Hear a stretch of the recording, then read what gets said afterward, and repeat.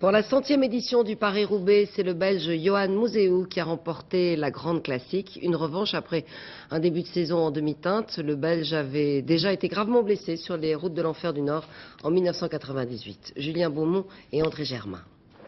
Jusqu'à épuisement. Pour cette 100e édition du Paris-Roubaix, les 190 coureurs ont été gâtés.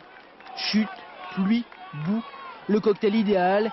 Il n'y a que pour les spectateurs qu'il est beau, l'enfer du Nord. Là, vous allez voir, avec la terre qu'il y a, la petite pluie qu'il a fait, c'est impeccable. Des heures de patience pour quelques minutes de bonheur. Des spécialistes qui n'ont Dieu que pour un seul homme. Et puis Museeuw, numéro 6, c'est un Belge. Yohan Museeuw, très discret dans la tranchée d'Arambert, et pourtant ce n'est pas faute d'avoir des supporters.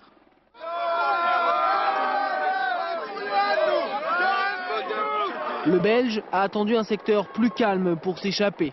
Nous sommes à 40 km de l'arrivée, il se lance seul. En route vers sa 3e victoire. Le Paris-Roubaix, cette course qui a failli le perdre, c'était en 1998.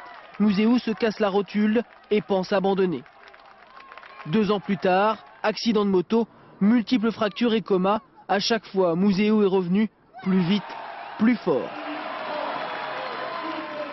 Quand j'ai gagné la 2e fois le Paris-Roubaix, j'ai montré mon genou à tout. Ça veut dire à tout le monde qui a travaillé avec moi pour revenir le même. Et maintenant, j'ai dit 10, ça veut dire 10 Coupes du Monde.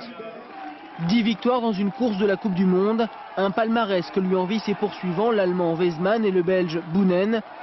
Des gueules, des belles histoires, cette 100e édition a tenu ses promesses.